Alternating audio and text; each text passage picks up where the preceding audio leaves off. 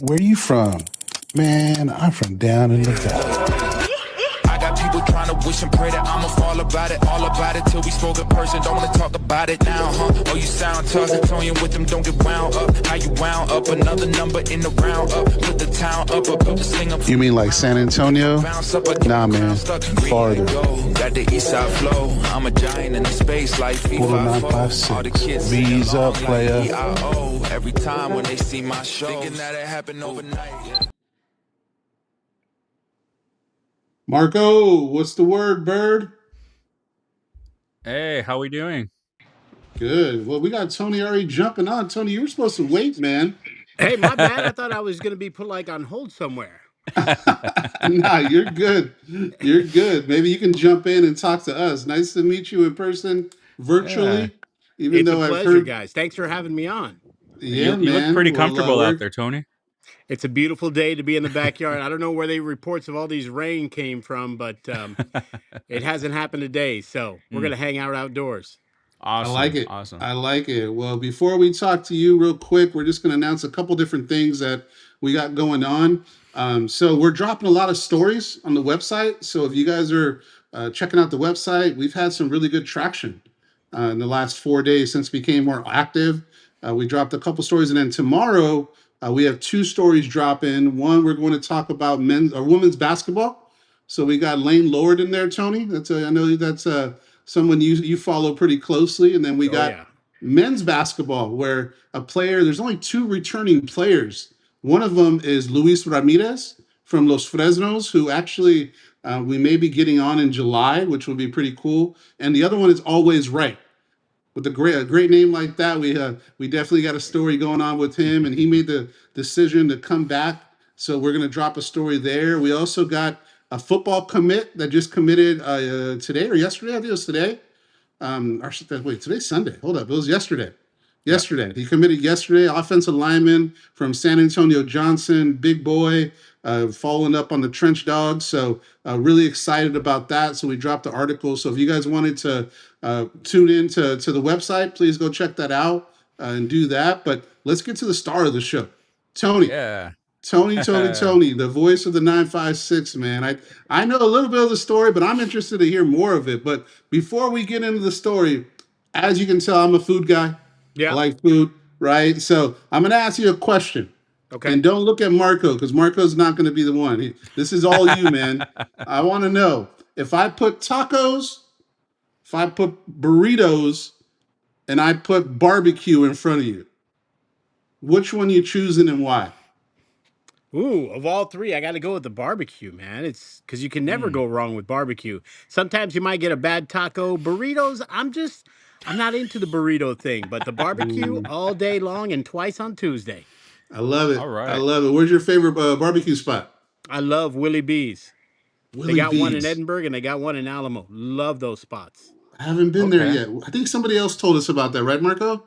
I think so. Yeah, I think somebody else Willie mentioned that. B's. I went to Reina's for the first time recently, and I thought it was good. That's delicious as well. But if I gotta have one, if I'm on death row and I get that one last meal to choose, it's gonna be the fajita baked potato from Willie's. Yeah, the loaded spud, man. Yes. Straight to the love handle. I love it. I love it, man. I love it. How about tacos? What's your favorite taco spot? You know, you can't go wrong with Taco P. It's tried, it's true. Yep. They're everywhere, so you know you're gonna get that same consistency. If I feel like living on the edge, we'll go out to mile 5 north of Mission, and we'll hit the Taco Row right there. Got it. Mile okay. 5. Hold on. Mile Jot that 5. down. I'm getting all the Taco nuggets Row. right now, man. So mile Taco 5 Row. of Mission. What's that? Tell me about that. Taco Row. Is that just multiple spots? Multiple spots, and they're all great. They're all home style. So you've got those that'll, they're going to dip the tortilla in the grease and still serve it to you a little bit greasy. You got those that'll just do the crispy tacos. You got those that'll do the soft shell. It's just, you name the style that you're looking for, and they got it for you there. Plus, they're going to throw in the baked potato with the sauteed onions and all the beans. So it's a delicious meal right there on mile 5 in Mission. See, Marco, man, this guy, Tony's telling me the good stuff, man. I went to your house today. You got me Wingstop, which was good. Don't get me wrong. Wingstop was great. Well, I was looking for some tacos or something, Marco. So I'm going to stop leaning on you. I'm going to start texting Tony to tell me where to go in I'll the tell you valley what, and I was see. digging around the freezer today. Apparently, I've run out of my stash of meat that I've got frozen in there. So I got to Mm. Oh. reload some stuff now for the week. What's your favorite? Do you have a good meat market? Where do you go? Yeah, tried and true HEB, brother. That's the main one. Yeah, the meat market there. You name the fajita, the way that they've got that prepackaged. Whether you want it, mi estilo, or you want to get something just a little more casual, they got it for you there. They got the chicken, they got the breast, they got the thighs. It's all set up and ready to go. Yeah, I've been All going to right. Aguilar's in Harlingen because Yeah. I live towards Brownsville and Rancho Viejo, so that's Okay. the closest Oh, Aguilar's, and they got that sorry, spicy I'm in fajita. Rancho Viejo. Oh, hold on. It's Olmito technically on the postal code. Okay, I got you now. I'm gonna say Olmito, but it's called Rancho Nuevo, whatever. And I don't even play golf, man. I've been living by golf courses like the last 15 years in California when I moved here, and I don't play. So yeah, Ah, Aguilar's to me is the best one I've had. Other HEB is the go-to. My wife's there actually right now. So Aguilar has Mm. this spicy fajita, man, yep. that is hot. You can see the peppers in it. So I go with that one. So I like Aguilar's, and we got to hit them up, Marco. We're fans Yeah, already. We got to see if they can sponsor the I show know. because maybe we get $1 off of some carne or something, man. We got They to got try to some hook it up. delicious prepared burgers. They're pre-dipped Mm. and everything, ready to go. That's another one that you can't go wrong with. Yeah. See, Okay. now you're making me hungry. I got When we do leftovers team from building Marco's at the house. office, I make sure to pick those up and we'll grill those for my guys. So Nice. I we're like good. it. I like. Well, let's go back, man. I know a little bit of the story, but obviously, where are you from, Tony? I mean, some people that don't know your story. Are you from the Valley? Did you move to the Valley? Did you go to high school here? Talk to me about your early years and kind of where that led to you. Where did you go to college? Take Man, us we through that moved to the journey. Valley from Somerville, New Jersey in 1977.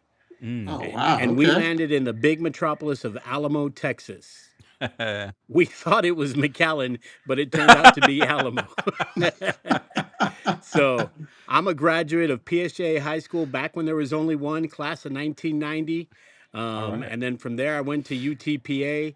I did 2 semesters at UTPA before I realized that school was not for me. Mm. And Really? by that point, I jumped into the workforce. I worked at UPS for a while before a career in radio started. I had a Mm-hmm. 20-year run in Valley Radio.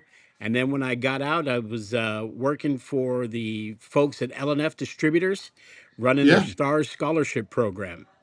Okay. And I did STARS for 5 years, and then I decided, you know what, it's time for me to move on again. So I actually tried working full time with the local hockey team, the Killer Bees, Mm-hmm. Yeah. and we tried doing some sales with them, and it didn't take off as well as we wanted, but an opportunity came up at the university to do corporate sales and fundraising.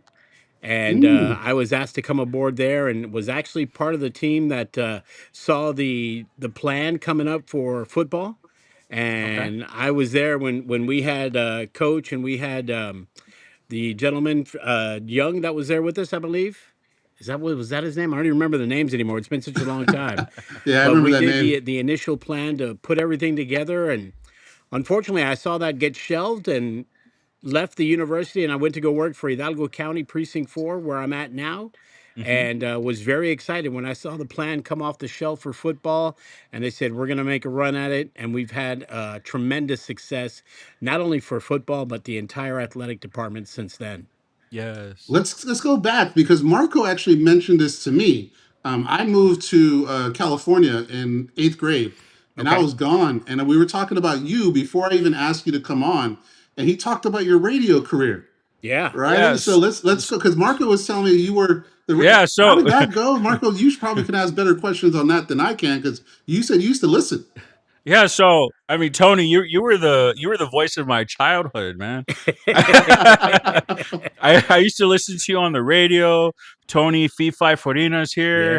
Yeah. That was the childhood that I grew up on, and I mean, it's really cool Ada, to have you on to get to talk to you. But I mean, when you started at UTPA or starting doing announcing, like I Yeah. remember I showed up one day and I was like, I know that voice. I know that voice. Who is that? But yeah, so So I guess how did you get started in like announcing for UTPA for getting into that? So I was 19 years old and I was a freshman on campus. Mm-hmm. And I Ooh. was finding a place to just rest from a busy day of studying. And I made my way to the field house, not knowing anything about it. I just kind of went there to hang out. And the marketing guy at the time, a gentleman by the name of Mr. Duff, came over Mm-hmm. and he looked at me and he said, "You're that kid." And I was like, "Sure, I'm that kid. What are you talking about?" And I had announced little league baseball tournaments for pony baseball. Oh, And, okay. I had to fight my way in there. My brother was a tournament director in the big city of Alamo. And I told him, I said, "Look, I want to do this." And he was like, "Absolutely not. You're not going to do this. We got you there just to stand by." And I kept bugging him and telling him, "Give me a shot, give me a chance, let me do this." And he said, "Look, we already got an announcer and we're set with this guy." And I was like, "You can't tell me that he's better than I am." Yeah. And my brother said, "Well, Nice. I've never heard you before." And I said, "Well, that's the reason why you got to give me a shot." Mm. And he said, "All right, you know what? In between games, because it was like 5 games back to back to back to back to back, he says, we'll let you announce the concession stand." So that's all Oh, I okay. need. That's my one shot. So I grabbed that mic. We sold a concession stand out in between those games. And it Yeah, Wow. was, nice. we got the coldest Cokes in Texas. We got the best hot dogs. They're calorie free during the tournament only. We're using special hot dogs. And the T-ball parents, they loved it. They jumped on it. So the second game, they were like, "Okay, go ahead and get in the box because you're going to take over for announcing." So I actually Mm. started announcing for a hot dog and a Coke a game. That was my Wow. my fee. And you That's loved it, cool. probably, right? I loved it. I loved it. So when I got to the university and Mr. Duff was like, "You're that kid that had announced the games," I was like, "Yeah, I am." Mm. He said, "How would you like to announce our basketball games?" At 19 years old? At 19 years old. Wow. Wow. And I said, I don't know anything about basketball. I don't, you know. And he said, "Don't worry, we'll teach you." Okay, let's go. So I started announcing the men's games. There was a whopping 6 games a season back in the day. Wow. It wasn't, something that we were real good at. We were in the Sun Belt Conference, and they were getting ready Yep. to show us the door. So it was one of those things like, let's ride it out. And we did. And the next season, they brought me in and they said, "We'd like to have you do men's basketball and women's basketball." And I said, "Okay, let's do it." So I was up to 9 games a year. Mm. And then from then, it just kind of snowballed. And now, if there's a sport at UTRGV, there's a good chance that I'm announcing it. Yep. Yeah, I remember uh you were doing I think the first soccer game last season. I think you were there doing that. Yeah. And yeah, I remember those Sunbelt days. I've been going to UTRGV baseball games, I mean, since I was a little kid. I, Right. I went I went with my dad all the time. And I remember those Sunbelt days. It was a little tough. Yeah. So I remember a game where there was 8 people in the crowd. yep. Whoa. That Baseball? that was the baseball game. That there was Yep. 8 people in the crowd. Yeah, I was telling Roy it hasn't always been like this. It hasn't No. always been like this. Yeah. When did it start? Like when did this? Because I mean, I just started being a fan, Tony, last year. Okay. Right. I'm not gonna lie. I was not a fan of UTRGV athletics before football seasons, but since then I'm all in. I try to go to everything. That's why I really wanted to get you on because I see you at all of them. When did the momentum for baseball start, in your opinion, and what makes you feel like it was a big impact to make it go where it is now? Because now we're known for baseball across the country.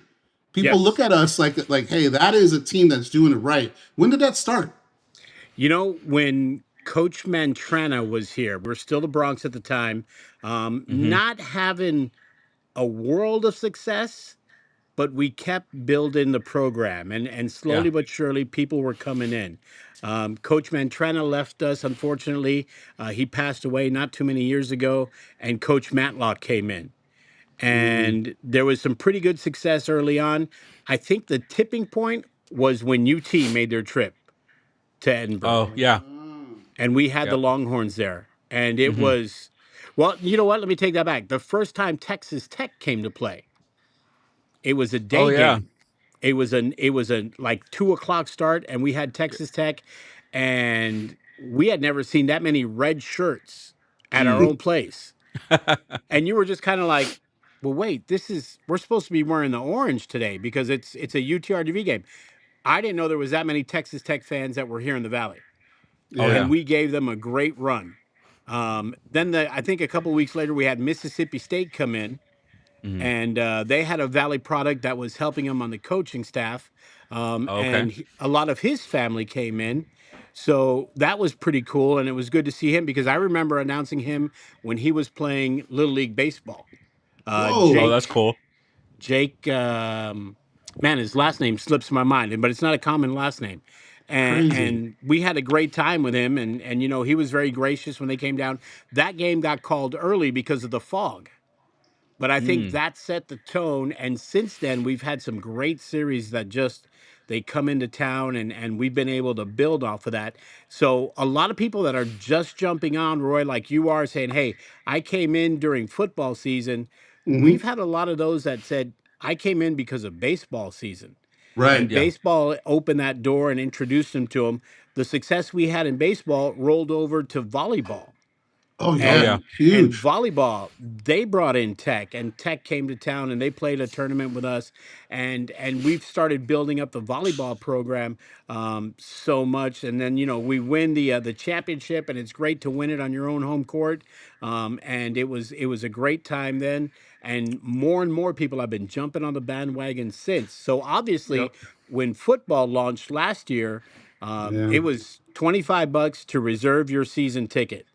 Well, Yep. how many people do you know that says, "Well, I bought 15 season tickets with my $25, and they Yeah. would Yeah. 25 times 15, that's a pretty good amount of money, and people were Mhm. dropping it. And then when Yep. it came time to actually commit, they were kind of like, "Well, I'm going to go back from 15. I'm going to drop down to 4." And those season tickets, and that led to a sell off, and the great momentum to have a sold out Robert and Janet Vacker Stadium. Every single game last year was incredible. And, people knock it because they're like, "Hey, listen, you're selling out 7,500 seats." It doesn't matter how many seats we're Yeah. selling. If you look across the league and you look across the different teams that we play against, Yep. some of them aren't even doing half that, and they're No. established programs. Oh So yeah. for us, it shows that there's been a hunger for D1 football down here. Yes. Now, go ahead, Marco. Sorry. Yeah, no, so I was gonna say, I mean, so you've been involved in UTPA, UTRGV for, I mean, most of your life now. Yeah. I mean, so being so connected with the university, I mean, what's kept you around the valley, around Valley sports, around the university? What's kept you here, coming from New Jersey? The family. My Mm. mom still Mhm. lives in Alamo. When I was 18 years old, I was ready to get out. I was Yeah. I was ready to bolt. I was going to go, and I kept telling my parents I'm going to go away to school, and they said, "Well, first thing we want is give us 2 years and just clear out your basics here at the university. Mm. And after 2 years, wherever you want to go, we'll take care of it." Yeah. And Wow. that's great insight because, my parents knew what they had. They were like, "Yeah, this kid who skated by high school, he's not going to tough it out while he's at the university." So, when I told them after my second semester, I said, "Hey, listen, I know that you guys are big on education. My mom's from Cuba, my dad's from Mm. Italian. We're Yeah. first generation." So when it came to that point, they really emphasized school, but they knew what they had, and they were like, "As long as you can find a job and support yourself, we bought you a car. You need to be able to pick up your car payments and pay for that through whatever job you get, and then we can move forward."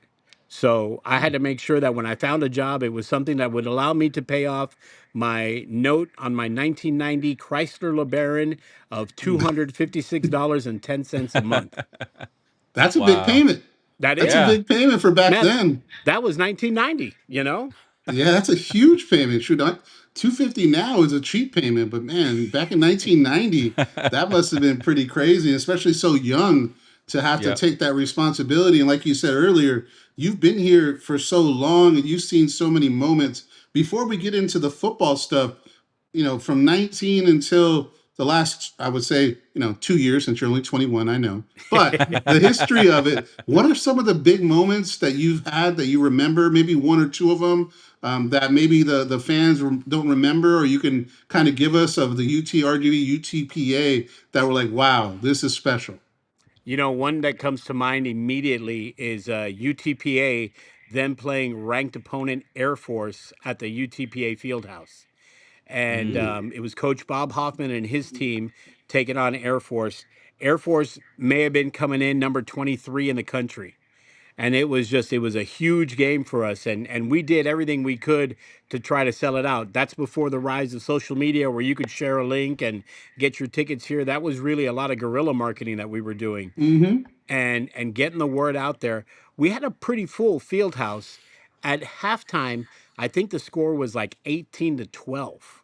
Whoa. Mm. For an NCAA Division I college basketball game, and you're trying to and Air Force came in and they were run and gun, man. These guys, Yeah. everything they did was press and run and gun, press and run and gun. So when we figured that out and Coach Hoffman found a way to stop them, they didn't know what to do. They were flabbergasted. We ended Wow. up winning that game against Air Force. Really? Yeah, we knocked them down a couple of pegs, and they weren't in the top 25 after that. Another game was Gonzaga coming to town. Gonzaga, another mid level university, they were just starting to start their rise to fame, and we had them down to very late in the contest. We had to knock down a couple of free throws. Unfortunately, we couldn't ice them with that, and they ended up picking up the victory. But Mm. when Gonzaga came to town, that was another big game for us. On the pitch in soccer, we go back to Air Force. They've always had Yes. tremendous soccer teams. Yeah. And we had a men's game, and the coach was doing a great job, and we were up maybe 2-1, and it ended up being a 2-1 victory over Air Force. And those guys were complaining, we're never coming back to Edinburgh, we're never coming back to play you guys. They called us every name in the book, but at the end of the day, we picked up the W. So it was a Yeah. good thing. Yeah, I remember when I was living here in junior high, UTPA would get a lot of teams to come down here and play against these teams here, but you don't see that as much anymore. Why do you think that is? They're scared of us. Yeah, it's Yeah. just like They're, they're, it's no, they're, there's no win, we've right? It's we've like they're. made so much progress that people no longer want to come down to play us because Yeah. that could affect their ranking. It's Mm-hmm. going to help us out in our RPI, but it's going to affect them on their rankings if they come down and they lose to a mid-major UTRGV school. So that's Yeah. been the point of contention, shall we say, where people are really worried about jumping in to play us, and it's a good thing because it shows that we're making progress. It's a bad thing because now we've got to step up and be able to up our games a little bit more. Yeah, I was telling Roy, I think earlier this season, like because of that, I mean Texas is not going to come down for baseball again. They're not gonna come down again. I wish they would, but like you're saying, I mean they can't lose to UTRGV in Edinburgh. Well, and the thing is, they lost to UTRGV in Austin. Yeah, they So did. that affects them more than it affected us and more than it helped us. Mm, So Yep. I actually would not be surprised to see the Longhorns come back down here. Obviously, they got mm. revenge this year when they took Yeah. care of us, Oh but man, I would remember not be that? surprised, and I'm not putting anything out there. I don't know anything that, Yeah. nobody's giving me any inside info, but I won't be surprised when UT comes back. I mean, we've seen those games where the Lady Longhorns come down to play Yeah. our Vaqueros in basketball. They've done it twice already. We've seen baseball do it. So it all depends on the coaches and how well they can sell it.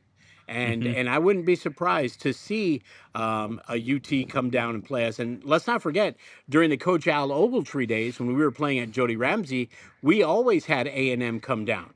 Yeah. And the best part Mm. when that was, they would bring their Batgirls with them. They would bring their Diamond Dolls.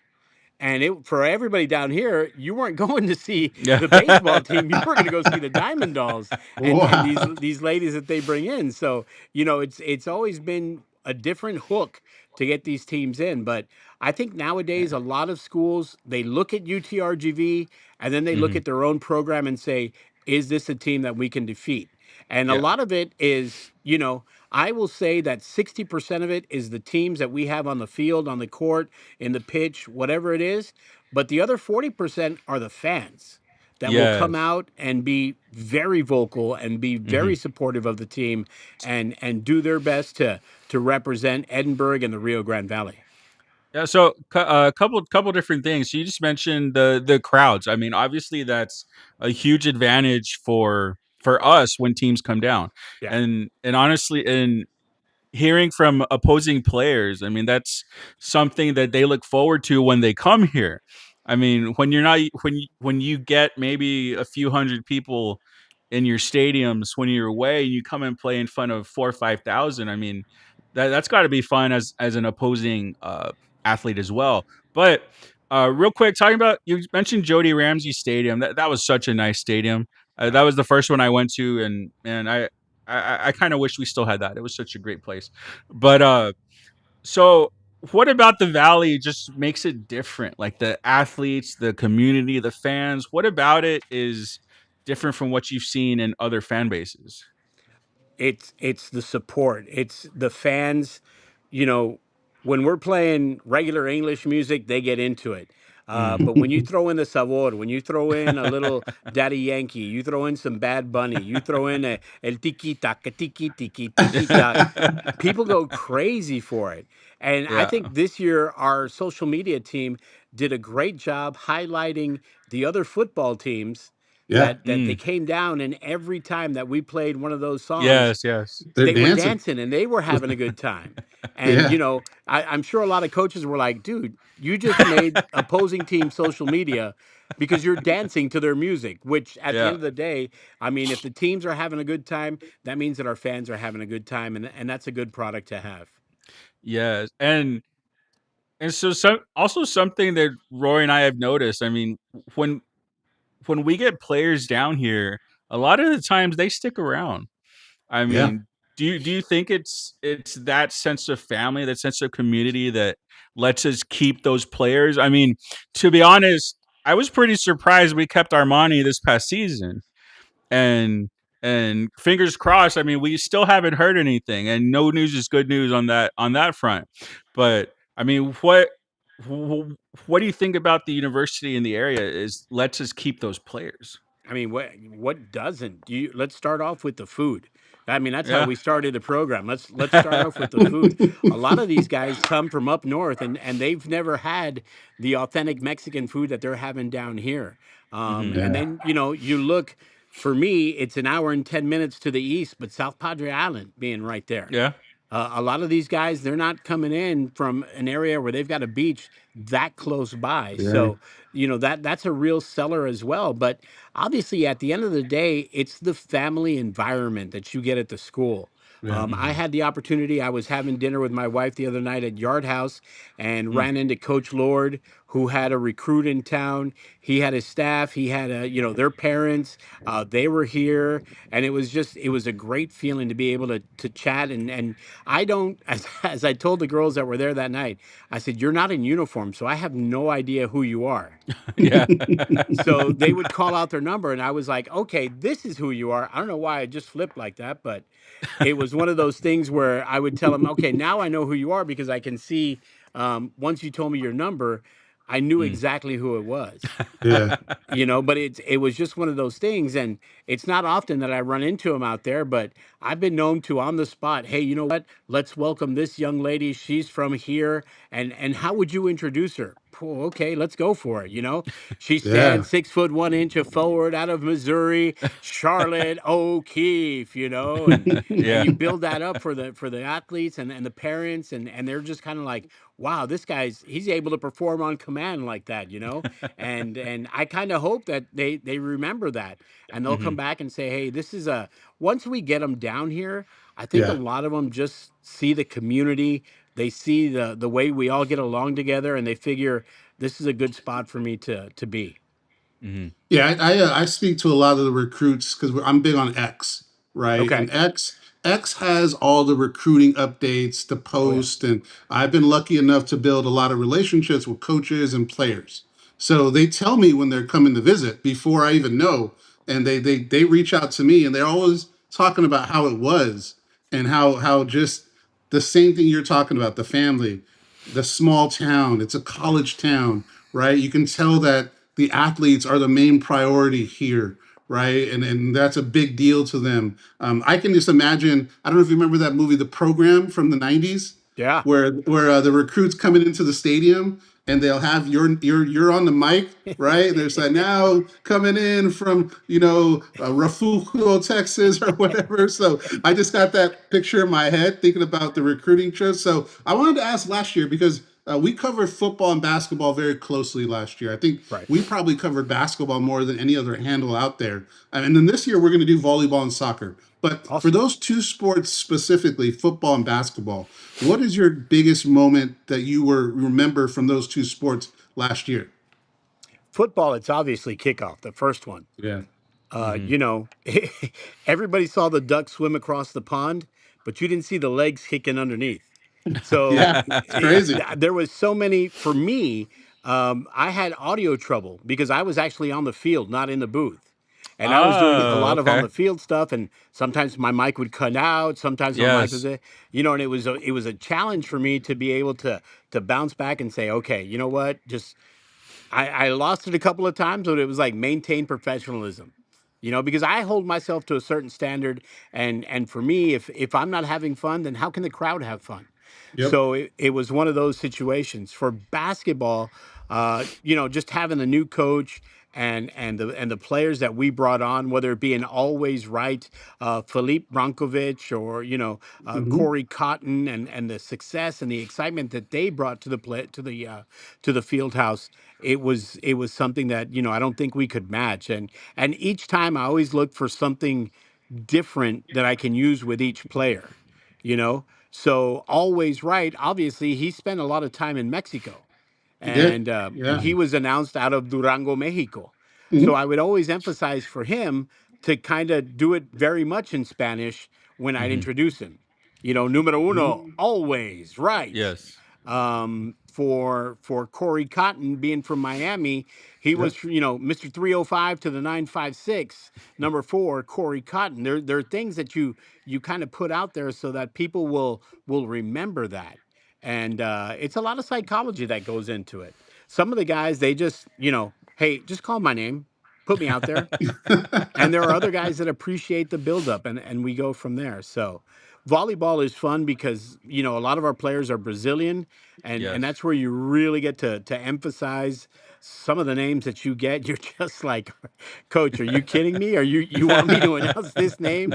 And then they tell you, well, you can always do this, and I never like to do that. There was a quote that Bob Shepard, who was the PA announcer for the New York Yankees, he Mhm. said, "I'm not reading names, I'm reading poetry." and Ah. and I kind of share that same focus and mentality. And when Bob Shepard passed away, they brought in a new PA guy, but the captain, Derek Jeter, Yeah. kept his recording. So every time Jeter went up to bat, it was always, now batting for your Yankees, number 2, Derek Jeter.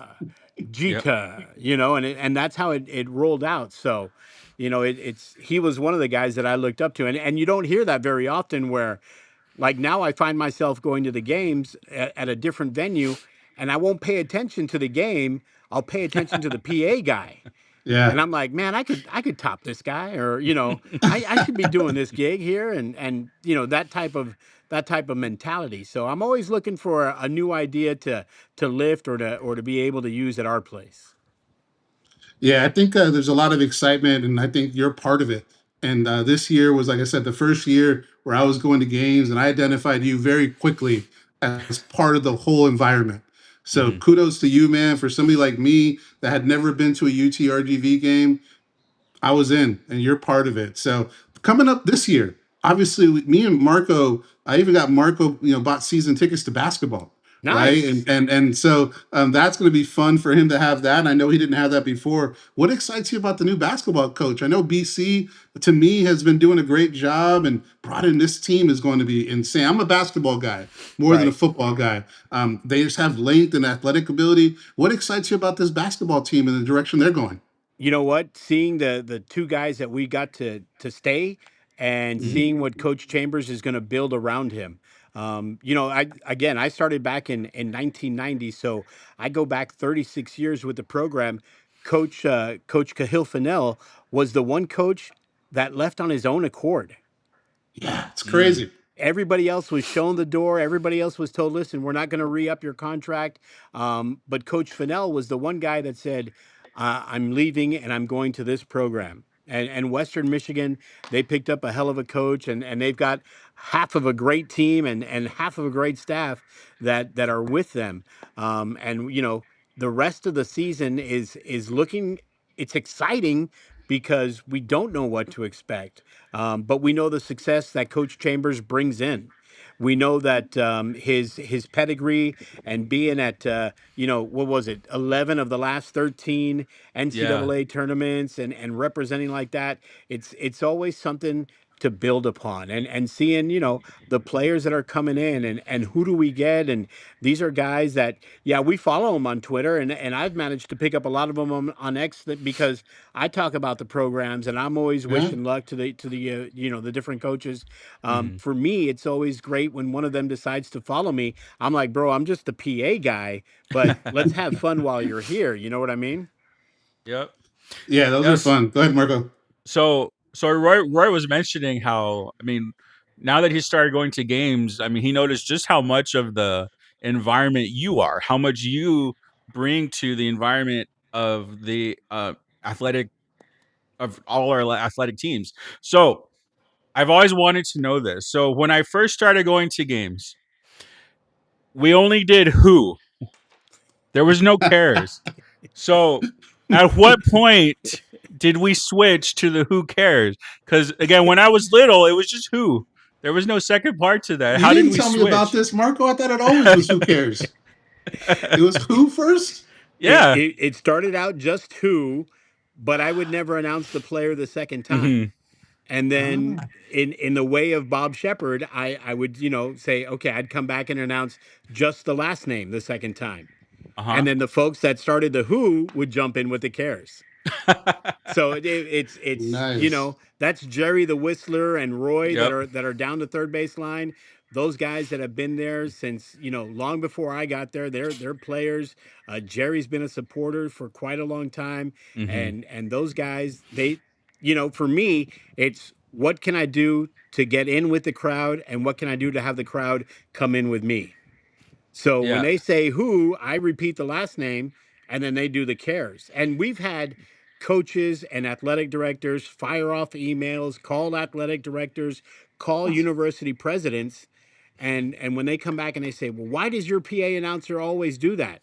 And I said, well, all the announcers announce the last name twice, just in case you missed it on the starting lineup. So I love it. that's always been my glory.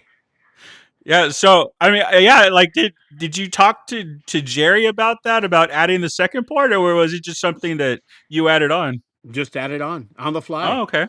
A lot of times Okay. you'll find that it was Chase and I, as athletic director Chase Conk, he sees every script that gets printed. And he kind of, I guess he goes through and says, yes, let's keep this. Or, I Okay. have a great team that I work with. And Sarah Hernandez there as my game operations director. Obviously, Chase Conk, the vice president and athletic director, that really does just let me be me. And a lot of times, Chase will come in and I'll be like, hang on, I got to make a real quick announcement. And then, hey, kids, we appreciate your support, but please hang on to your balls and don't let them go onto the field. And, they just kind of sit back and they're like, what are you saying? And it's like, what? They're losing their baseballs. So we're Yeah. just reminding them to hang on to their balls, and that has got a lot of people, you'll get the chuckles in the crowd, and it's the Yeah. straight face that we play after that makes it a success. How about the Yeah. ball So four, Marco? Has that always been around? Because I love it. Is that because you've been to the games for All four years? was something new that was started in the last 2 seasons. yeah. Oh, okay. And I think they picked it up from A&M, where they A&M. start Yep. counting the balls. After the pitcher throws this first ball four, then it's ball five, then ball six, Yep. and you keep going. So that's always a great thing to see. Yeah. If there's any Aggies fans out there, it's the one good thing that came from your university. See, I forgot Marco's not a big Aggies guy. It's the So one good thing. he's not happy about the Aggie fans. So any Aggie fans out there, please message Marco and talk smack because he is not a fan at all. He I loves like to hear from you. you know what I like this past year basketball, the handshakes after wins where they went around the stadium. Yeah, Is that new? Because I loved it. that was You know, new. I don't know if that's new, but is that something new? That is something new, and that started after a pretty big conference victory 2 seasons ago. And Okay. the guys were just so hyped about it that, when folks were leaving, these guys took off and they started running laps around around the court, and it I stuck love around it. this year after every game. So that's a good thing. Yeah, down here because my nieces play sports. My daughters aren't big sports people; they're just very studious, and I love that, right? But I have Yeah, a niece that plays a lot of sports, and it's part of what happens is they go and give high fives to the fans, yeah. right after the game. So when I saw the basketball team do that, it makes me want to stay to see if they win, just to be able to do that because I have an hour drive to Olmito Rancho Viejo. Tony, come on, man.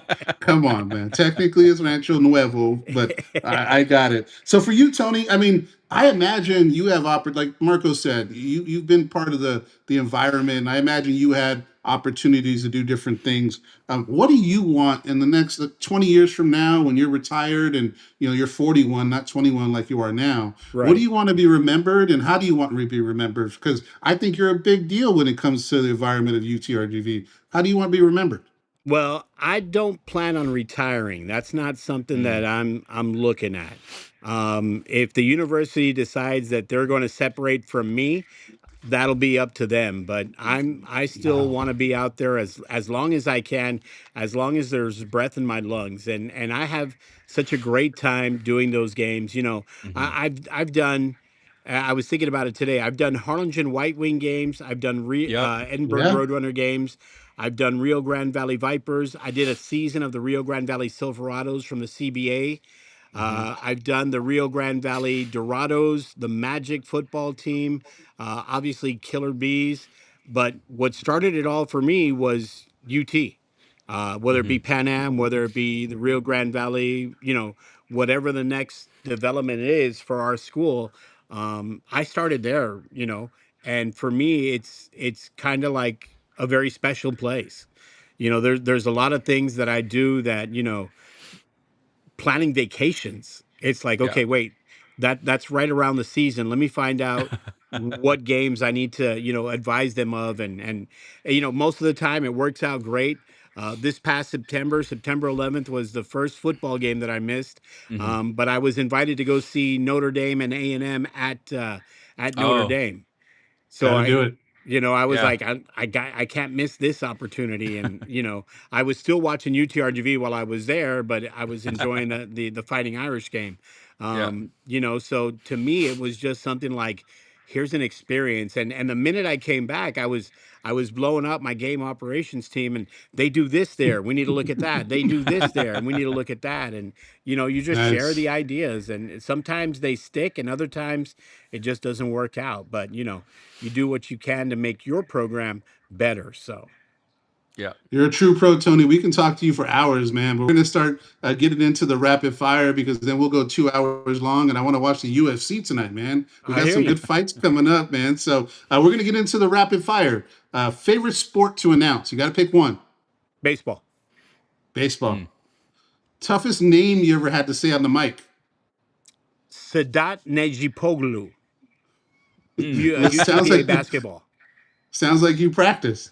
A couple of times. Favorite concession stand food? The hot dog. Come on now. I started working for hot dogs. The sugar-free hot dog, right? Is that what it's called? That's the one. No calories during this weekend. One word to describe 956 sports fans. Fabulous. Mm. Love it. Marco, you want to throw a couple in? Who's the one coach that you were always kind of wary might get tossed in a game? Hey, well, hold on. Oh. Matlock Toss was awesome this year, man. I didn't know that. Does he have to walk up the stairs to get to the dugout, or did he do that? Because he got tossed. I don't know what game it was. He got tossed early on in one of the games, and he Right. walked up the stairs where all the fans were. Yeah. And does he have to do that, or was that just staged? That was him being him. Oh, that's Normally they beautiful. exit down Shout out to him. first base line into right field, but Oh, sometimes you need a big show and you'll exit out through with the fans. yeah, I think it was Northwestern or something like that. Sorry, Marco. I just thought about that. Who's back to Marco's question? Matlock is one that you often, you kind of hope he gets tossed. In the spirit of baseball, coach is getting tossed. That's the one that you look for. Okay. What should UTRGV fans be excited most about next year's athletic calendar? Every game. Yeah. You don't know what's going to happen. So you got to be excited. You got to be pumped for it. Sometimes my favorite NFL team is the Pittsburgh Steelers. And the one thing that I hate about the Steelers is that they will rise to the occasion and they'll beat a tremendous team that you think they have no chance against. And then they play the Cleveland Browns and they stink up the place. And you're like, guys, why are you playing to the level of your competition? So, you never know what you're going to get, but whether it be on the pitch with men's and women's soccer, whether it be on the football field, on the court with volleyball, basketball, you never know what's going to happen. And, I've yet to go to my first swim meet, but I would love that just to see. And if they give me a chance to announce it, even better, Yeah, that was fun. I went to one early this season, and we definitely could have used a PA announcer there. There are so many different nuances that you get in swimming that some people down here, they may not be aware. I'm familiar with it because my daughter swam in high school. So there was a lot of time that I spent with the officials, and I was like, okay, what happened here? Oh, well, they went off the plank early. Okay, got you. Well, what happened here? They didn't touch the wall. So a lot of times that we need somebody just to let us know what happened there. Well, Tony, I want to say thank you, man. I appreciate you doing this, and I think the fans appreciate it to hear the story behind the voice. And I'm sure I'll be able to meet you in person one day and share some more stories. But I wanted to say thank you for this. Appreciate it, and we'd love to have you back, maybe mid-season or something, to talk a little bit more sports and maybe just do not an introduction, just analysis of what's going on season to date. If you're okay with it. Tell me when. Just give me a text, give me a call. You got my info, so we'll make it happen. Tony, appreciate you, man. Thank you, and enjoy UFC tonight. It's going to be a great experience with the backdrop and everything. So I'm excited about it. I'm getting a couple of showers out here. Fortunately, the grill's under the roof, so we'll be okay. All right, Tony. Have a good night, man. Have a good one. Appreciate it, guys. Thanks so much. All right, thank you. Bye-bye. Bye-bye. All right. Dude, we could have gone 2 hours with Tony, man. Yeah. What happened to you? The cops come get you? I don't know. Was that me? That was you, man. Oh, okay. That was you, but that was fun. That was fun, man. It's a cool story. I didn't know about a lot of that stuff. I knew some of it, but listening to his knowledge of the school, alumni, that's just a special conversation that I'm definitely going to watch again, soon. So cool. You want to go ahead and start the Jaeda interview? Yeah. So hold on. Let me. Yeah. I'll text you right now. I'll text you right now. Okay. We had to record Jaeda's interview, like you said, but we'll play that now. Welcome back to our DITV fam, and welcome to another Sunday Night Live here. So tonight, our guest joins us with the unique story of resilience and perseverance. After her collegiate volleyball career was impacted by injury, she found a new passion in sports broadcasting, and as we know, she hasn't looked back from that. Today, she's a familiar face on ESPN Plus broadcasts covering UTRGV athletics and the Southland Conference. And her hard work was recently recognized with an Honorable Mention All-American honors from the STAA Sportscasters Talent Agency. So again, please welcome Jaeda Rael Moreno to the show. Yay. Hey guys, I appreciate you. And I didn't know about the Honorable Mention All-American part, so I really appreciate that. You've been off social media, so you didn't get to see that. We've been reposting it, talking all about you. Well, those results came out like 2 weeks ago, but because I didn't make first, second, or third team, I gave up. I was like, there's no way, like, I'm over it. Because I thought I deserved that, but that's another story. But your first team in our hearts, Jaeda. Your first team. Well, yeah.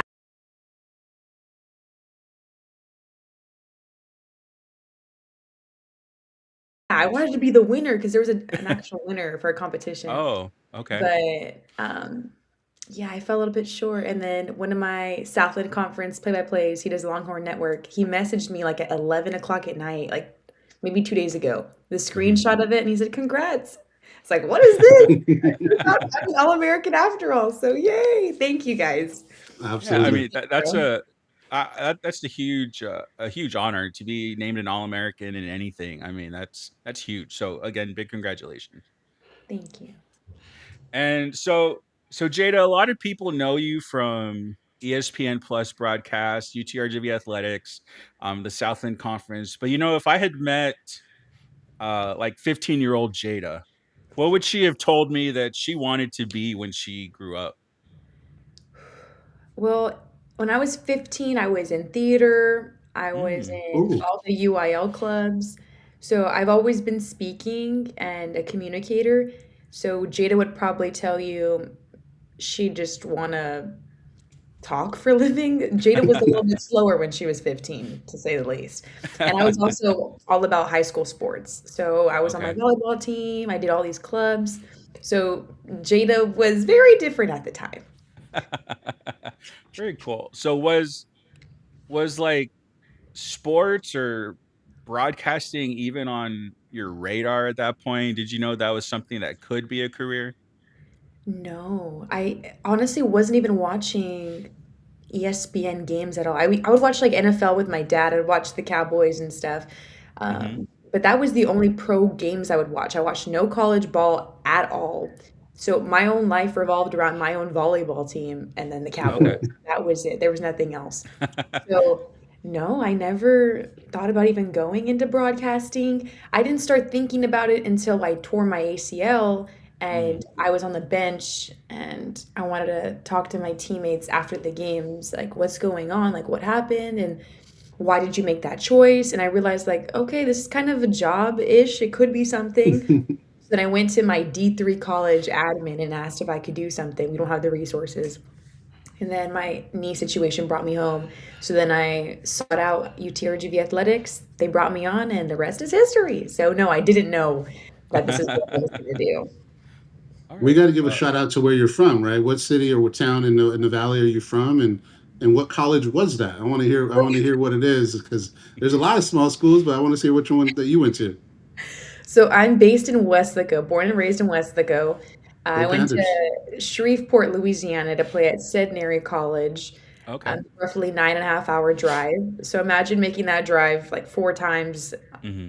a year, or yeah, half a semester really. A lot of driving, but it was worth it. No regrets, and I wouldn't be where I am. So shout out torn ACL in both meniscus. It helped me after all. Who needs an ACL to Yeah. broadcast and be a media person? We don't need them. I probably got one torn right now. Who knows? Ooh, maybe get that checked out though. I do. I do. I'm limping around. My wife's like, go to the doctor. I was like, no, I don't want to go to the doctor. Typical knucklehead that doesn't go to the doctor. Well, you had a chance to experience, obviously, as an athlete, right? You played at a high level and played volleyball throughout your childhood. And now, as a broadcaster, what taught you more about life and what have you taken away from both of those? Well, in sports, there's so much unpredictability. Whether it's injuries, whether it's a coach moves, gets a new job, you can never really be solid with where you're at. So I've learned that when approaching my job, but then also it translating to my regular life. I'm a lot better when it comes to things randomly coming up that I didn't anticipate because now I know how to go about it better and I'm less caught off guard. I get less anxious. My anxiety is completely different now.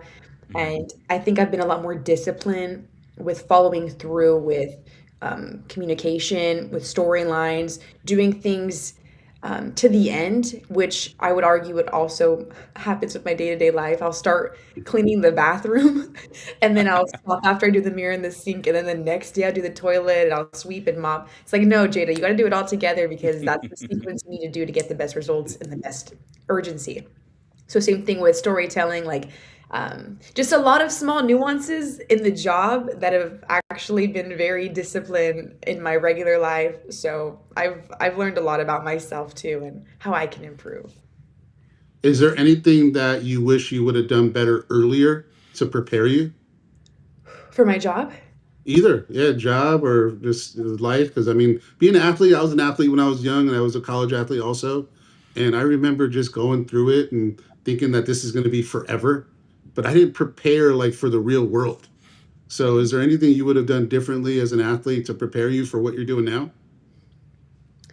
Well, the thing is, to be 100% honest, I wasn't the best athlete. Like looking back on my mindset and the way I went about a lot of stuff, I don't think I was truly committed to the grind and every Mm. day working so hard because I want to be that MVP for my team. I want to help guide my team to a district title, to the state championship, do all this and that, and stay uh, just recovering, eating well, like all the good things that you need to do to be the best. I wasn't doing.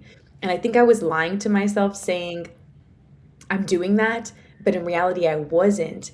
And then once I finally got picked up to go play college and I went to play college, I mean, it was a reality check knowing that my team, we weren't the best collectively. And I couldn't even do my own part either to be like the saving arm for the team. So once I tore my knee up and I was reflecting on everything, I thought to myself, damn, I wasn't the best athlete I could be.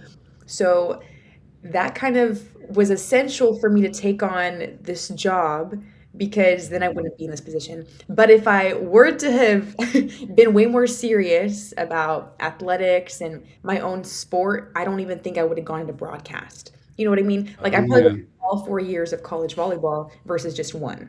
So if I would have learned something way sooner, I don't think I still would have told myself that because I wouldn't be here, you know? Yeah, the path might have changed, right? So Yeah. I thought I was going to go to the Olympics. So, but then when I got to college, I was like, this is the pinnacle. You know, I have my own money, my own room, and I thought that was like the end of the world, and that's what messed me up. I didn't concentrate on sports as much as I should have. So definitely relatable, and I got into business. That's how now I'm a business banker, and I'm a a banker, right? And so the lack of success on the field drew me to my career now. So very similar to that, and I don't think that's a bad story at all. So I think that's pretty cool. Yeah. Yeah. So, every successful career, I mean, there's always something where everything changes. I mean, you went from college volleyball um to sports broadcasting. I mean, was there a specific moment in that time at the beginning of your broadcasting journey where you thought that like I can do this professionally? Like, was it a specific game, a mentor, a specific broadcast that you did that made you realize like I'm good at this. This can be my career. Ooh, great question because there was one game. It was UTRGV versus I don't remember the opponent. I just remember the story. But I was so original Jaeda, first 2 months of sidelining Jaeda, Mhm. very to herself and nervous and a little bit anxious, but I had one really great story and I was super passionate about it. And once I finished the story and I watched it back, I even had like B-roll to play during the broadcast and listening to my articulation of it.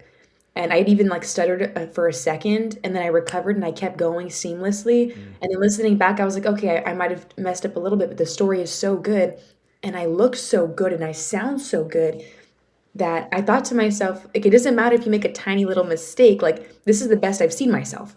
Yeah. So it was that game, even though I do 3 reports a game, it was just that one report of the 3 that I was like, shoot, okay, I got the hang of it. Now I know what to do. So then my next game was UTRG versus Corpus, a super big rivalry, right? Yeah. Well, this whole time I'd been wearing blazers and slacks and little flats, and my hair was up in a ponytail. But I put my hair down, I put makeup on, I put a dress on. All 3 of my reports were super consistent and great, and Nice. UTRGV won that game, I think.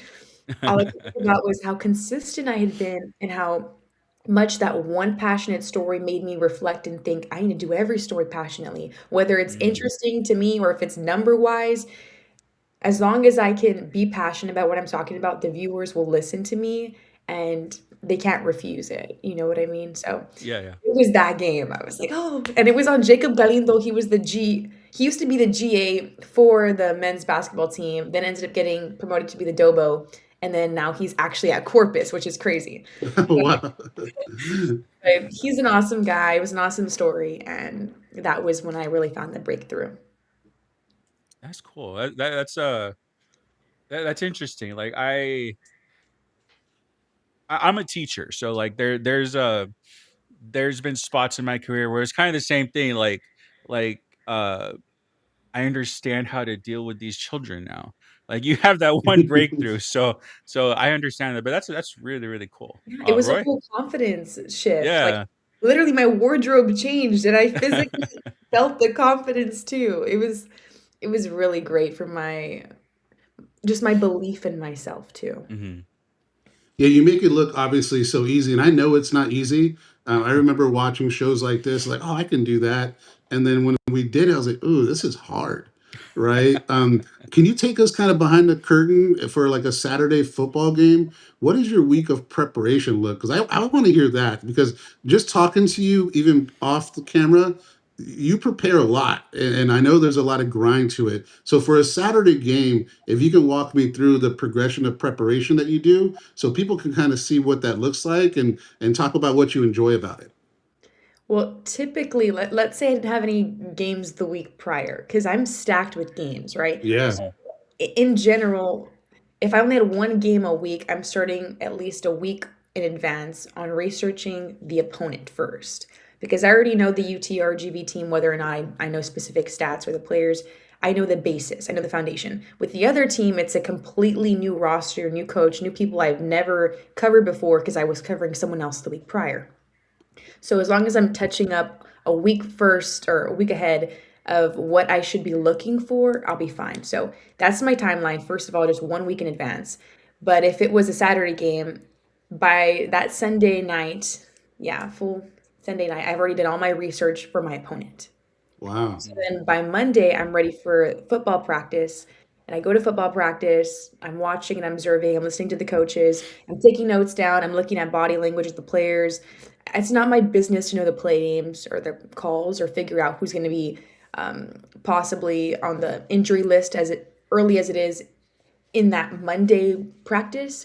Towards Thursdays, whenever it's like, okay, I need solid answers. Is this player good to go? Who's going to be the starter? Who's second string? Like figuring out actual roster spots is like later in the week. But Monday-ish, Tuesday, observation, talking to Coach Bush. By Wednesday latest, I do my player interviews. So after practice, I'm talking to the players I Ooh. want to hear, getting some insight on them. I talk to them for maybe like 5-10 minutes max.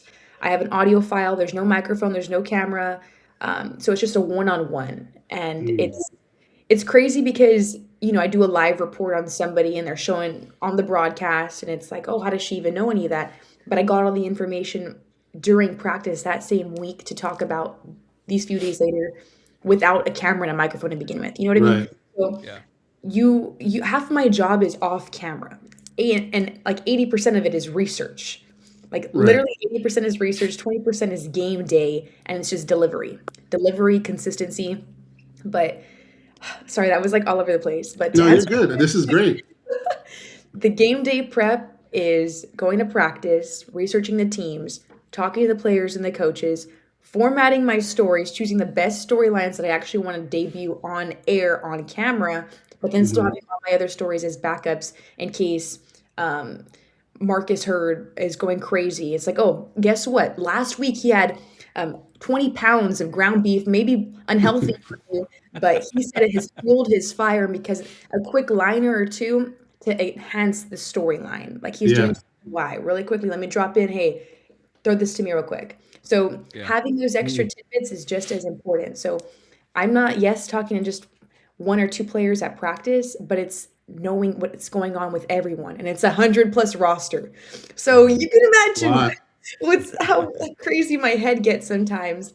But it's usually that same pattern for every game, for every team, for basketball as well, volleyball. Yeah. So it's a Yeah, lot. So I look forward to your stories, and the story to me is more than the sport. So mhm. when they kick it to you and you say, "Oh, this player ate 20 pounds of ground beef to make him better," and you're able to connect it, right? And then you either show like a soundbite. To me, that's some of the best content that I see as a fan.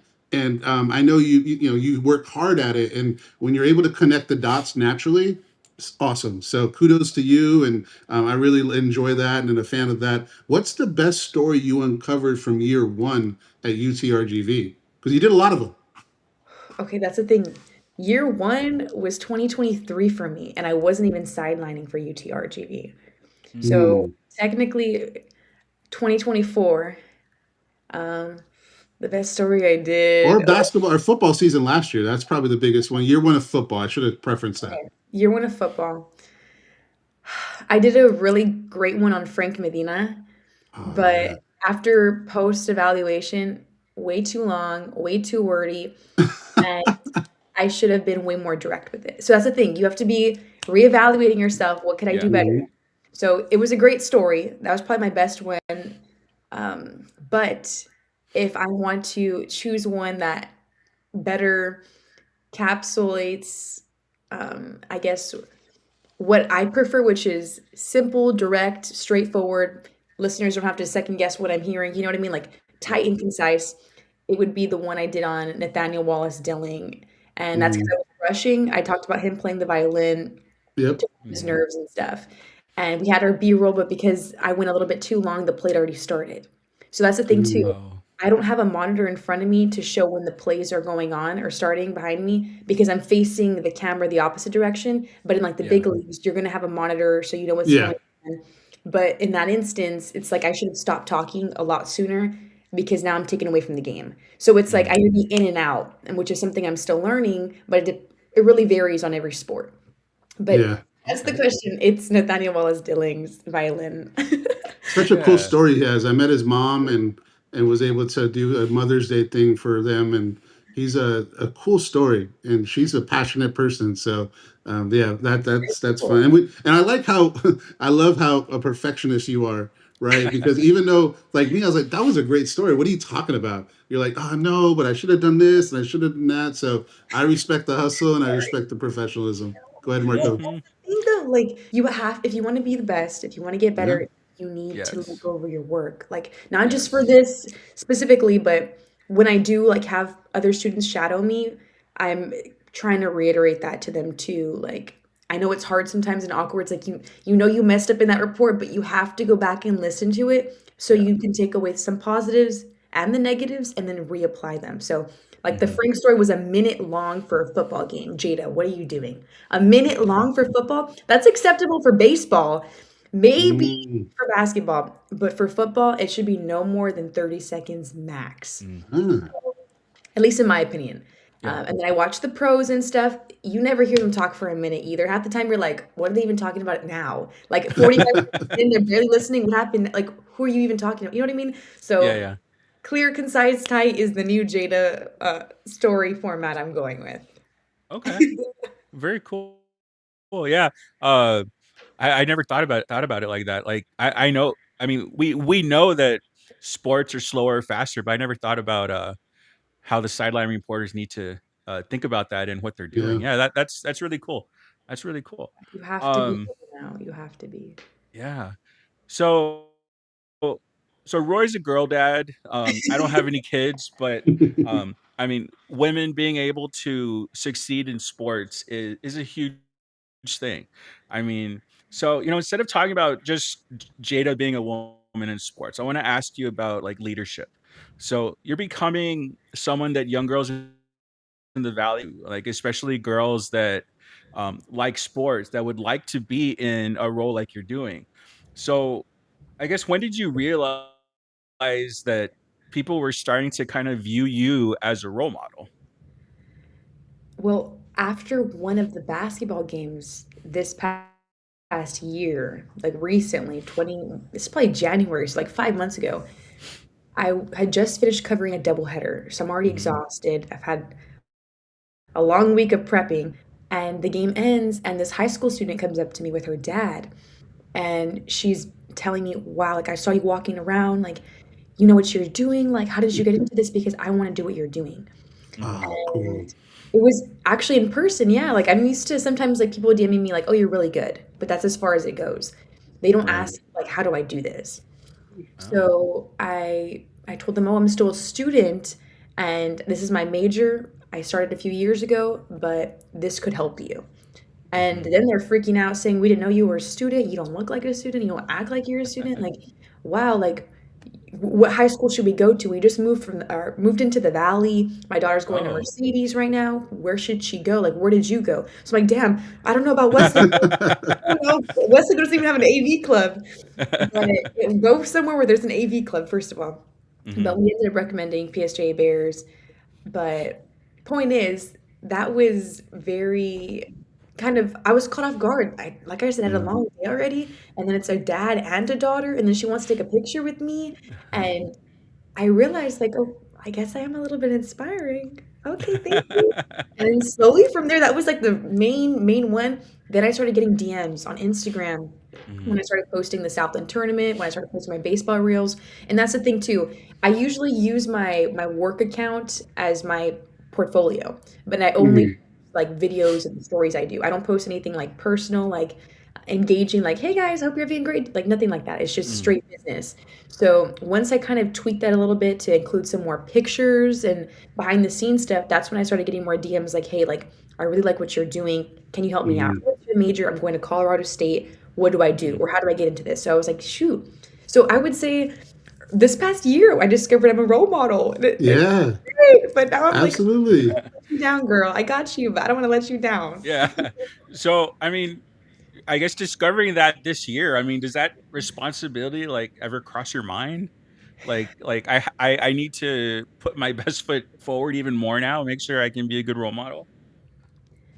Honestly, no, nothing has changed because I know I'm a great person. I know I have good intentions. I'm full of integrity. I know I work hard at everything I do. So if anything, I'm just more excited to share my stories and talk to people and inspire people. I'm still the real same Jaeda, but it's just knowing like, okay, I got support, this much more support behind me, and it feels great.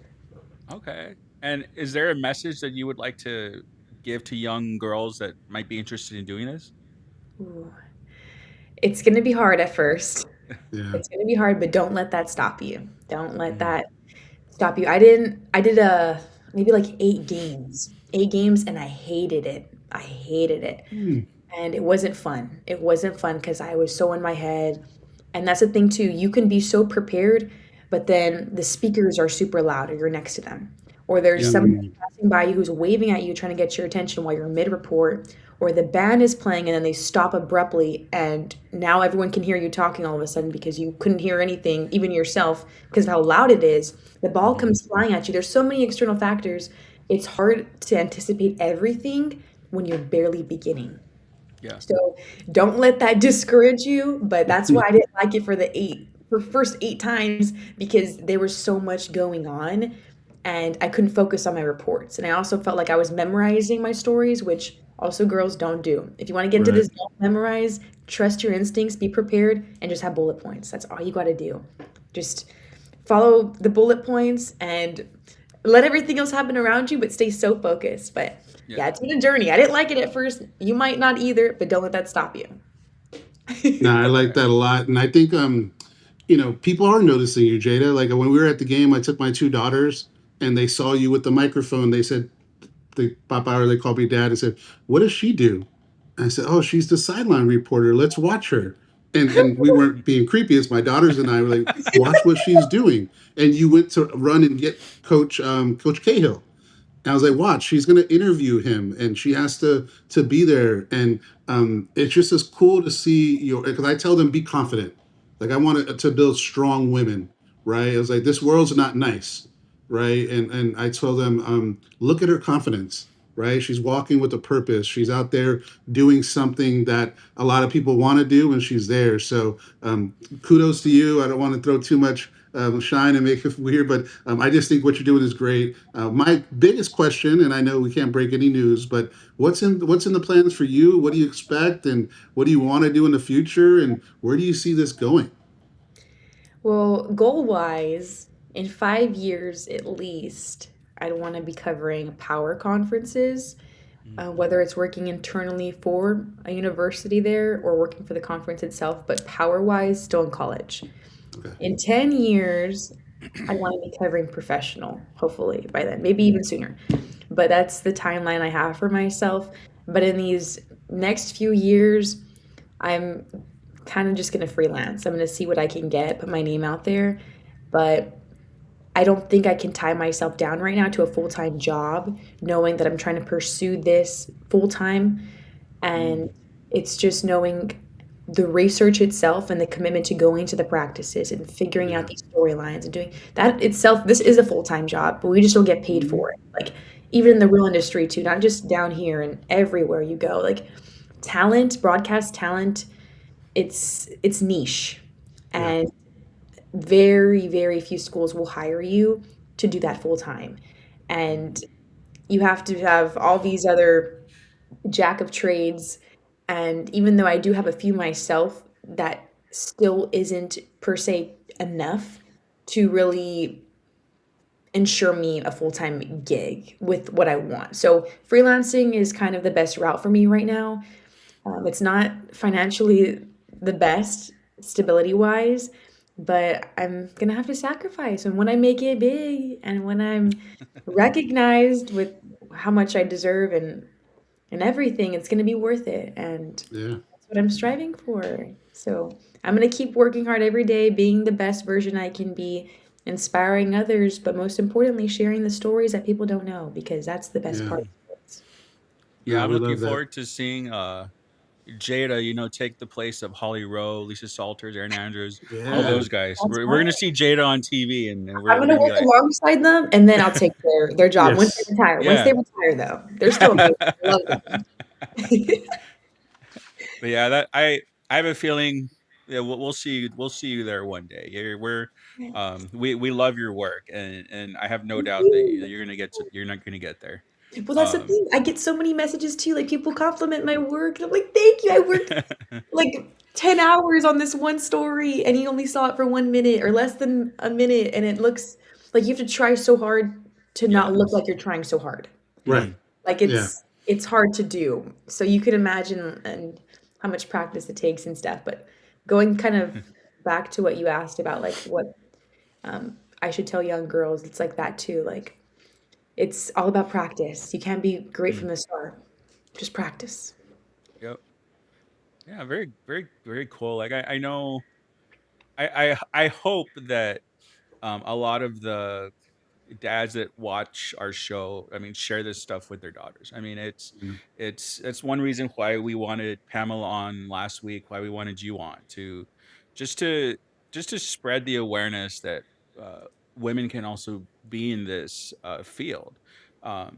Because I know growing up, there are girls that love sports. There are girls that love to do this, but thing that we really would like to portray. So we're glad that you have that message and that you're as successful as you are, so we can share that story. Yeah. Well, let's do some rapid fire to close it out. What do we think? Yeah. Let's do some rapid fire.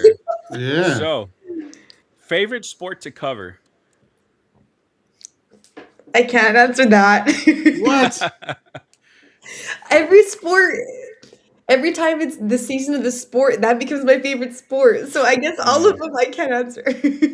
Volleyball's coming up. We're looking forward to it. I would say the indoor sports because there's AC. That'd be mine.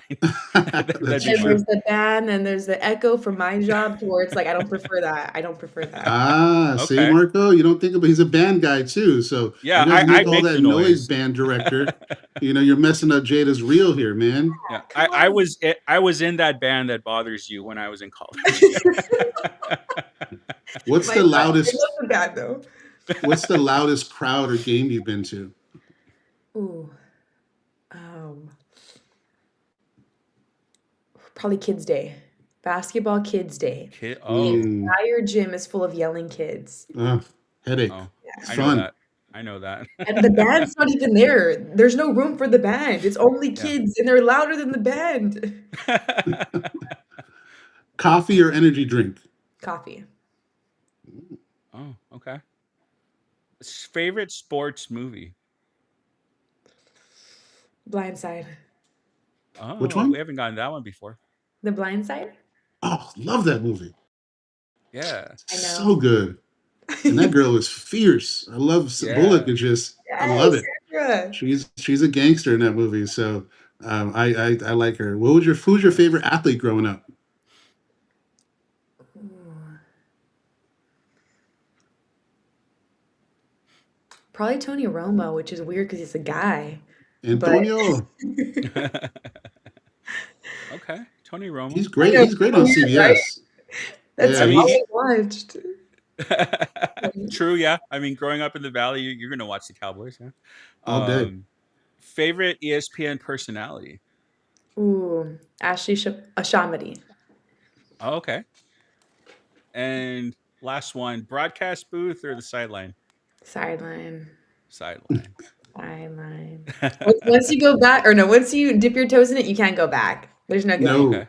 Mm-mm. Can't do it. Can't do it. Well, I want to let Marco finish it off. But Jaeda, thank you so much for this. And I really have a lot of notes down and be able to hear your story. And we try to go a little bit different than just your background. We want to see kind of the day of Jaeda Real. And I think you did that. And I think it was great to hear. And we definitely will be fans, whether you're here or off, right? Or off. I saw you at the Southland Baseball Championship doing some coverage. So I know there's some expansion there. So we'll be looking out for any announcements. But I'll pass it back to Marco to finish off the show.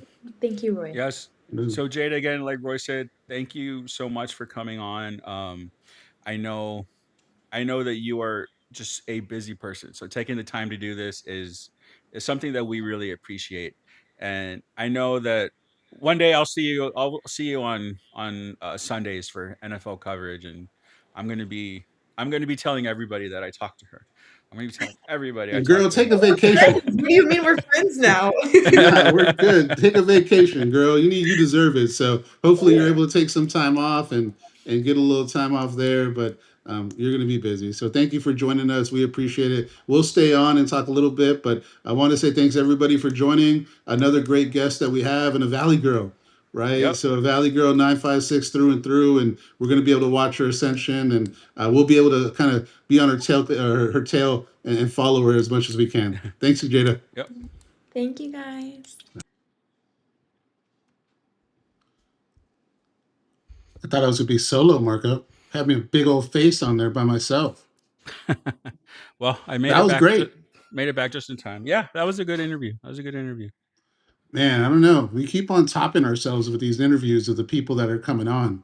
Mhm. So, um, but we have more, right? Yep. Wednesday, want to do a special announcement. We have Harrison Thayer, Pitcher of the Year in Marco's book, right? And Yep. Olivar's book. He did really great. And he's coming on. And then we have the interview with Malachi Lane, a running back transfer from LSU and a Smithson Valley high school graduate. So we were able to get him on an interview. So that's coming up on Wednesday. Another announcement I want to do, just because I want to get it out there. We got like 50 people watching total, which is cool.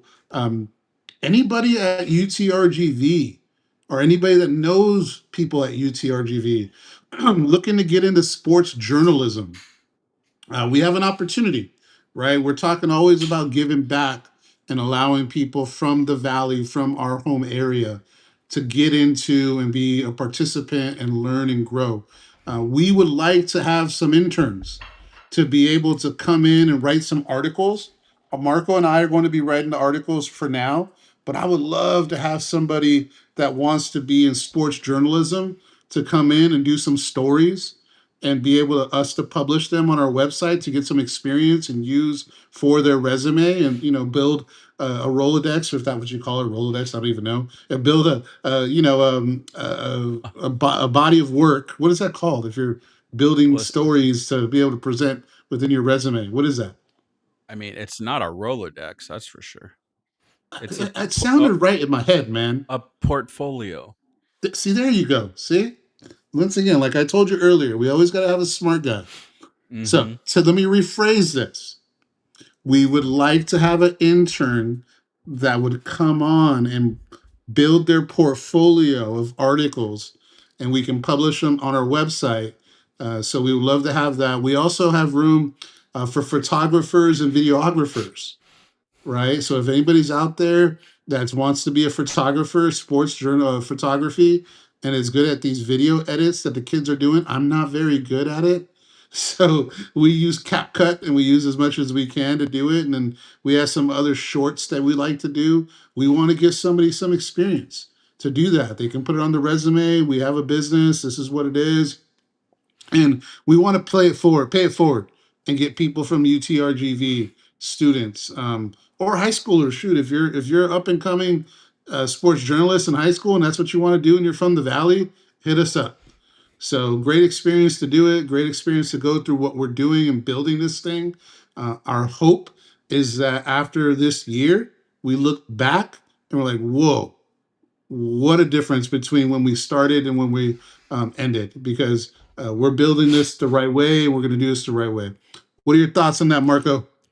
No, I mean, somebody that is wanting to do this, I mean, they're going to do a much better job than we are.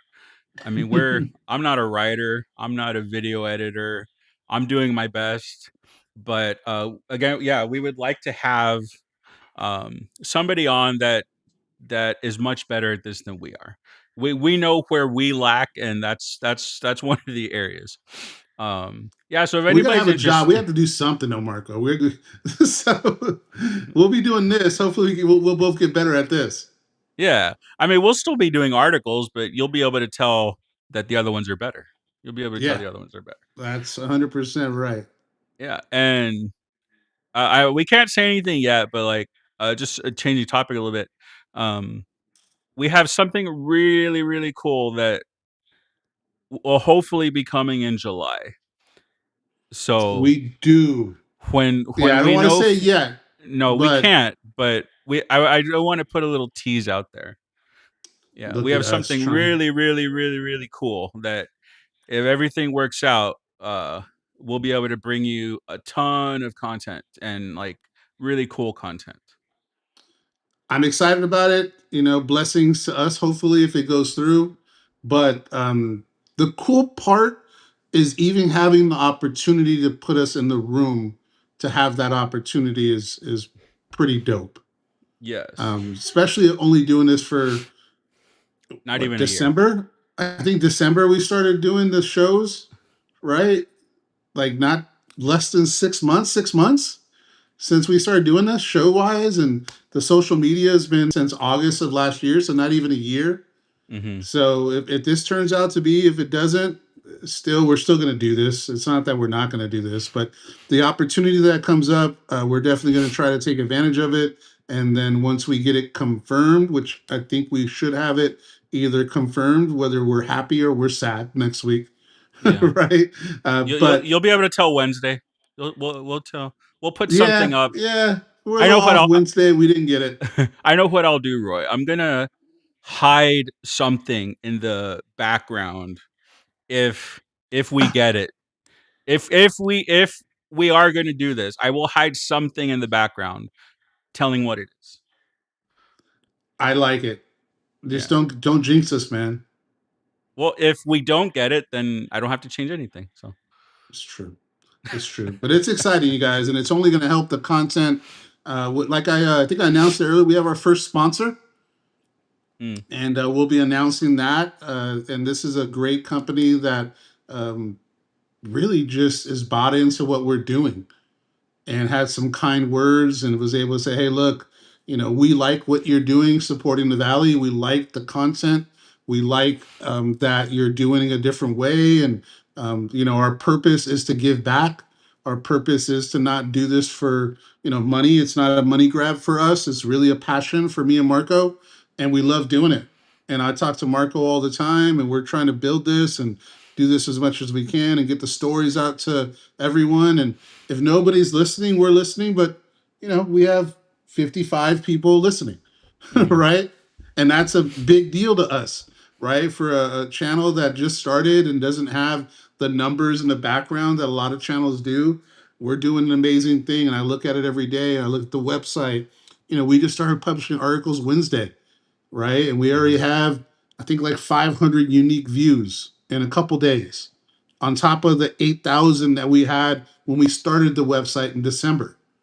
So we're still looking for different sponsors, and if there's any sponsors out there that want to jump on board, I think it's a great opportunity, and I think it's going to be something to where we can talk about your business and try to get you some more business. I would love to have some local sponsors and local companies. So if you guys know some local companies in the valley that want a little bit of push in branding and marketing, send them our way. We want to do as much as we can, and we'll support that company 100%. If it's food, I love to eat there, obviously, right? But any service, if you're a mechanic, if you're a photographer, if you're a real estate agent, if your product is a service related thing and you just want to get out there, I just looked at gaming places, right? I looked at party rental places, like anybody that really has a niche and they maybe want to boost up their awareness. We have a pretty good platform for that to happen. So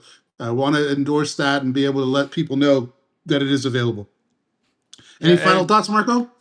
yeah, so just thinking back on like the interviews we've had recently, like Mm-hmm. Pamela, Tony, um, Jaeda, it's interesting to see how well interviews flow and how easy they seem when there's somebody that talks for a living. Yeah. Like they tell such a good story and they're so enthralling to listen to. Like it just makes it a lot more fun, or it's been really fun to just kind of sit back and kind of let them tell their stories and just see everything. Like I've noticed that the last few interviews we've had. Yeah, and even the high school commits from UTRGV baseball, Oh yeah, like those have those been real kids were good too. good, Yeah. right? Like they were confident. Ortiz, Mhm. Matt, Ian, and the Sherryline kids, Edgar, Chapa, Yep. like these kids are impressive. They can do our job, right? Mhm. So I think the value one in practice for these athletes, right? Yeah. That's another thing too. These athletes, hopefully they're all conference the next Armani's, or hopefully Malachi Lane comes in and he does well. And the interviews that we Mhm. had previously got West, DJ Shaw, Elijah, Spencer, Aiden, all these guys and girls, right? We have the girls come on that we're looking. We're trying to get more in July, and we Yeah. have some open dates. So volleyball, we want to get some volleyball players in here. We want to get some soccer players. We want to spread love to all the different sports. And Yeah. I have some articles coming out this week about volleyball. I have an article coming out about soccer, right? So we're Mhm. going to give some love out there to all the sports. And we're not, like I say in the post, I'm not trying to beat the drum too much, but we're not an in-season show. We're a year-round show, right? And Mhm. we're going to support and we're going to do this from day one to day 364. We're always in So season. Always in yeah, we're all season. in. We're all in. So we're looking to grow Um, this. And the high school football thing too, man. We haven't even touched on that. We got a couple announcements. We got the guest on the 24th where we'll announce who it is that week. And that's coming up too, where he's gonna be our major high school kind of segment where we'll do top 10. And I don't want to give out too much, but we're gonna do the high school players. I want to get some of these high school teams on here talking about the game of the week. I want to do some cool mhm. stuff.